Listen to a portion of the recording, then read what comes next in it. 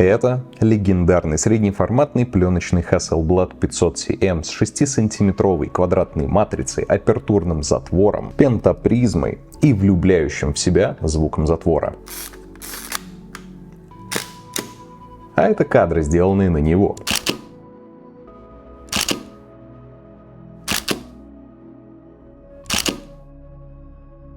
По исключительной случайности я стал обладателем этого красавца, купив его в 2016 году всего за 66 тысяч рублей. Сейчас, конечно, таких цен уже не найти. И обладая такой прелестью, я, признаюсь, совершил преступление. 3 года он лежал в сумке и скучал. Но наконец-то я его расчехлил. Меня зовут Максим Густарев, и сегодня я расскажу и покажу, как я отснял на него рулон 120-го Фуджика, а также проявил и отсканировал пленку в домашних условиях. Поехали! Было очень приятно вернуться в пленку после 3-летнего перерыва. С собой на съемку я взял Zeiss Sonnar 150 мм f4 с макрокольцом для крупных портретов и классический Planar 80 мм f2.8. Из пленок у меня были пара рулонов Fuji 400 H Pro, Kodak Portre 160 и одна самопальная ЧБ намотка. Так как мы снимали аутдор-портреты, я решил остановиться на легендарной и любимой многими файн-арт-фотографами японской пленке Fuji 400 H Pro. Она отлично показывает себя именно на открытых пространствах, будь то природа, парки или озелененные городские улицы. Fuji дает чуть более изумрудный цвет зелени и более прохладный баланс белого. Ну а почему не Kodak Portre? Ну, ее я предпочитаю в закрытых пространствах студии с более контрастным светом. Съемочный процесс можно смело поделить на 3 этапа. Подготовка камеры, в которой входит механика взаимодействия с ней. Я говорю о загрузке пленки, про ее намотку, разумеется, сама съемка, ну и в редких случаях проявка и постпроцессинг. И каждый из этих этапов можно поистине назвать наркоманским действием, дарящим море эндорфинов. В мою камеру загружается пленка 120 формата, и ее хватает на 12 кадров. И перед тем, как начать поливать, надо осознать, что пленка — это не цифра. Тут нет карты памяти на 3000 кадров, их всего 12. И каждый кадр стоит примерно 2 евро. Одно нажатие — один снимок, который ты будешь ждать. Okay, again. 1, 2, 3. Nice, perfect. Перед нажатием на спуск затвора ты постараешься учесть все те моменты, о которых бы ты никогда и не подумал бы, снимая на цифровую камеру. Как я уже не раз говорил, пленка — потрясающий учитель, неявно подталкивающий вас к анализу сцены, света, композиции. Ведь у вас нет права на ошибку, и из 12 кадров мы будем стремиться все сделать отличными. 1, 2, 3. Nice, perfect. Let's go next. Есть, разумеется, лайфхак. Лично я, перед тем, как делать кадр на пленку, провожу сцене небольшой тест. Делаю короткую серию на цифру. Firstly, I shoot by the digital camera. Okay. If I like the picture, Okay. I repeat the picture of the film. И если какая-то сцена хороша, ее можно повторить и на пленку. I will try to be closer to you. 1, 2, 3. The sun should be cover your eyes. 1, 2. 1 second. Hold on. Oh my god, oh my god. Oh my god, oh my god. Okay. Okay. Okay. We can do it fast, we can do it fast. Do buzz. Okay. Just do bzz bzz bzz. 1 second. Yeah, and 1, 2, 3. Perfect. Oh. Разумеется, это костыль, разумеется, картинки будут разные, особенно в моей интерпретации, ведь на цифру я снимаю на суперширокоугольные стекла. В моем случае я использовал 20-миллиметровую сигму, ну а на Hassel'е стоял 80-миллиметровый и 150-миллиметровый портретные объективы. 1, 2, 3. Nice. Perfect. Buonissimo. Bellissimo. Так. Йоу! Що це шука? Для верного экспонирования кадра я использую типичный лайтметр. В моем случае он умеет замерять как отраженный свет, здесь есть специальный видоискатель,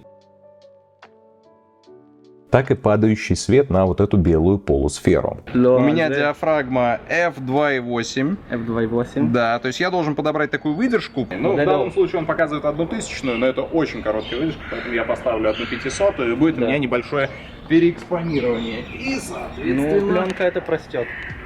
Что говоришь? Пленка это простет. It's, you know, radiation.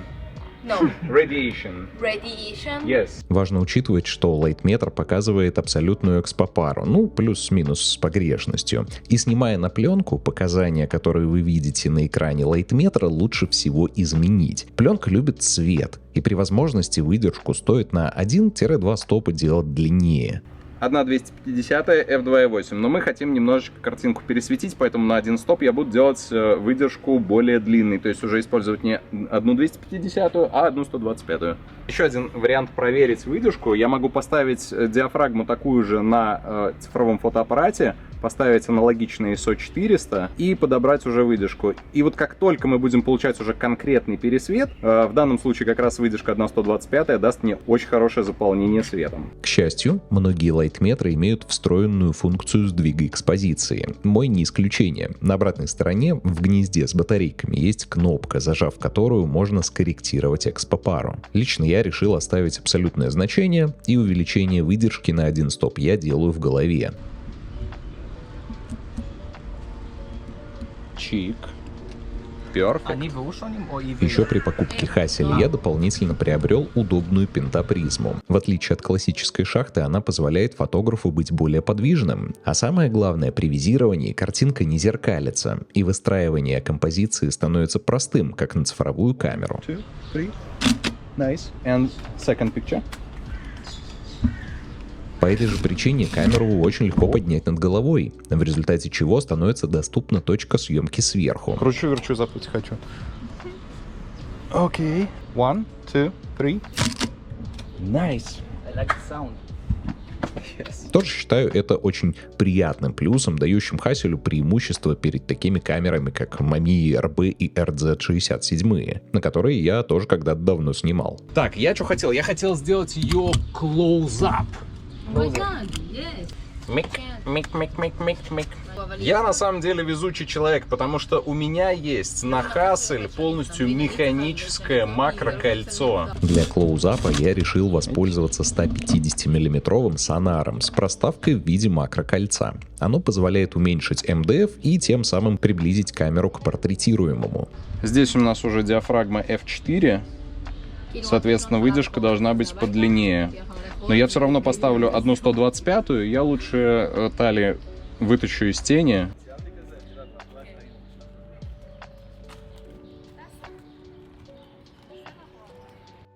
По опыту могу сказать, что Sonar F4 достаточно темный, и даже Fuji 400 H Pro с ISO 400 просто нуждается в дополнительном освещении. Мы снимаем на закате, и солнечный свет падает на лицо Тали, поэтому на Sonar будет просто проблематично снимать портреты в студии со светом от окна, особенно на 160-е портры или какие-нибудь 100-е эктары. Там точно понадобится штатив и выдержки в секунду. 1, 2, 3. Nice. Beautiful. Yes. Only face. Yes, only face, like this. And 1, 2, 3. Nice. Done. Еще одна причина моей бесконечной любви к среднему формату — его разрешающая способность. Детализация при мельчайшей глубине резкости. Конечно, в эпоху 100-мегапиксельных цифровых камер этим никого не удивить. Но не стоит забывать, что этой камере больше полвека. Лично мой экземпляр 1973 года выпуска, ему уже 51 год. Кстати, узнать возраст камеры можно по внутренней стороне, граничащей с задником. Здесь есть серийный номер, начинающийся на 2 латинские буквы. Виктор Hasselblad заимствовал у компании Kodak принцип шифрования, закодировав цифры от 0 до 9 в буквах слова VH Pictures. В моем случае первые 2 буквы UP, что соответствует цифрам 7-3, значит, камера была выпущена в 1973 году. А что у тебя внутри? В смысле? Пленка. 400 Fuji. Любой общий план на средний формат выглядит объемно. Тали, You should go to the bicycle and stand in the center of the street. Turn your back to me. Up your arms. You do an exercise like in the morning. 1, 2, 3. Done. Well done. Okay, I need just your face between the flowers. Okay. It's beautiful. 1, 2, 3. Nice. And one picture again. Put the flowers left and right side of your head. Is it possible? Не позволь ей упасть. Ага, окей, perfect. 1, 2, 3. Okay, and one more time. No, finish. Finito. Finito. Удивительно быстро заканчиваются 12 кадров, и не исключено, что некоторые могут быть забракованы. Лично я после 3-летнего перерыва наглупил и отснял только 11 из 12 кадров, а 2 первых снимка мы засветили на этапе проявки. Но в любом случае серия для Инстика вышла приятной. Как и серия от Сереги. Он поснимал Тали на закате на Pentax 67 и 160-ю Portra. Хоть камера большая и громоздкая, у нее прямой видоискатель параллельной оптической оси, что делает эту камеру, как бы это странно ни звучало, более мобильной. Визировать картинку легко, так как благодаря пентапризме она не отзеркалена. Это позволило Сергею добавить в кадр больше динамики. В случае с Pentax мы имеем больший расход пленки на 1 см на каждый кадр, и в результате в один рулон 120 пленки помещается всего 10 снимков. Весь интерес сегодняшней съемки заключается в самостоятельной проявке и сканировании. Начинается все с подготовки растворов в 2 бутылках. У Сереги они уже намешаны с предыдущих проявок, они, кстати, многоразовые, поэтому мы только нагреваем, поместив их в тазик с водой, разогретой до 39 градусов с помощью специального кулинарного нагревателя. Пока растворы разогреваются, мы намешиваем фотофло, раствор, который нужен для финальной промывки в самом конце. Ну а дальше переходим к перемещению пленки в Darkroom. В качестве Darkroom мы используем простой светонепроницаемый кофр, в который засовываем спираль, саму пленку и в ванночку. Теперь нужно запастись терпением, потому что следующий этап не так легок, особенно если вы делаете его впервые. Нужно вслепую размотать пленку. В случае 120 формата пленка склеена еще и защитной бумагой, которую нужно отодрать. Ну а после пленка вкручивается в пластиковую спираль и закрывается в светонепропускаемой ванночке. Разумеется, все это делается в черном чехле. Химический процесс проявки начинается с заливки проявителя, он же девелопер, в ванночку с пленкой. Заливаем проявитель и ждем. За несколько секунд до окончания таймера сливаем девелопер. Он многоразовый, его можно будет использовать и со следующими негативами. И сразу заливаем отбеливатель и проявитель, он же бликстер. Спустя определенное время мы сливаем химию и промываем пленку под проточной водой. Уже сейчас ее можно достать из светонепроницаемой ванночки. Проточная вода имеет высокую жесткость, и чтобы на пленке при высыхании не образовывались осадки соли и кальция, она полощется в заранее подготовленном растворе фотофло. Ну а после пленку можно высушить. Обычно пленку вешают на ночь, но у нас времени нет, мы хотим все и сразу, поэтому можно воспользоваться феном. При условии, что вы не боитесь частичек пыли, которые однозначно налипнут при обдуве. Предвижу ваши комментарии. Лучше бы сдал в лабораторию, там бы сделали все намного быстрее, качественнее, без пыли и царапин. Согласен, наш подход более грубый. И в результате на скане будет просто море мусора, вот этих засветов. Но, первое, нам интересен сам процесс самостоятельной проявки и сканирования. И второе, мне нравятся все эти пленочные артефакты. Именно они и отличают пленочную фотографию от цифрового перфекционизма. Сдав в лабораторию, к примеру, кодек Экtar 100, у которого, насколько я знаю, самое мелкое зерно из цветных пленок, вы и проявив, и отсканировав без пыли, легко спутаете этот скан с цифровой фотографией. И именно поэтому мы сушим пленку феном, а сканируем не в лаборатории, а с помощью фотоаппарата. Заключительный этап — это сканирование негативов.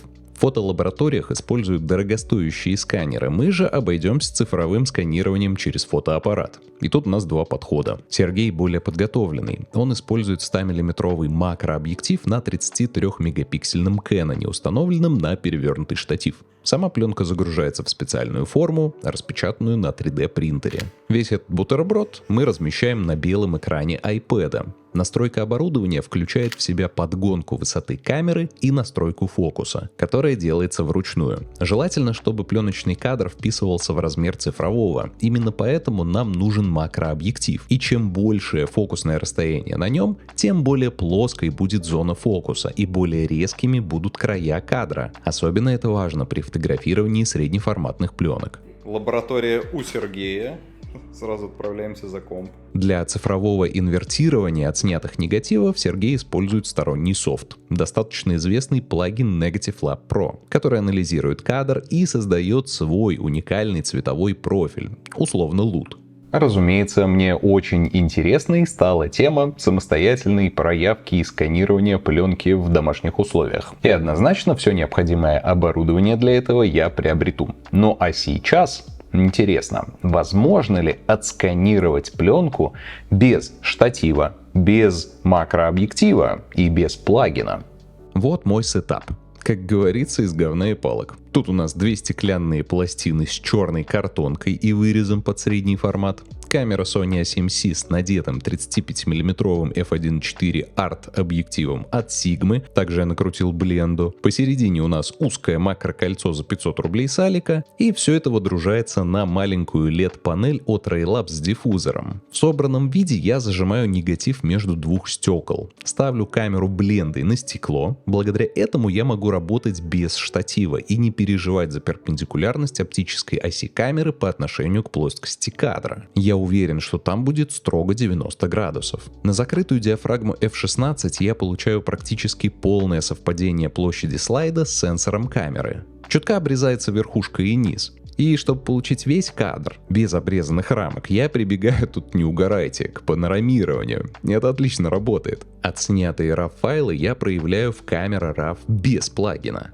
Достаточно поправить баланс белого и инвертировать композитную RGB-кривую. Единственная сложность остается с правильной поканальной многоточечной деформацией RGB-кривых. Но поняв принцип их настройки, вы можете с легкостью обойтись и без плагина. Скорее всего, я этот плагин покупать уже не буду. Ну, во-первых, можно с легкостью обойтись без него. А во-вторых, правки между собой очень похожи. И можно с легкостью обойтись созданным лутом. Ну а если вам эти технические аспекты интересны, то я записал лут и записал полное видео обработки этих фотографий и закинул его на Boosty Patreon. Буду очень рад, если вы присоединитесь к моему комьюнити. Это, конечно же, не последнее видео о пленке. Мне очень хочется более подробно рассказать вам об этой камере, о том, что здесь есть, за что отвечает каждый рычажок, потому что на самом деле 73-й, год — это очень старая камера, но то, как здесь все реализовано в достаточно компактном корпусе, это удивляет. Если тема интересна, дай знать в комментариях. Ну, также поставь лайк и подпишись на этот канал, мне будет очень приятно. Увидимся!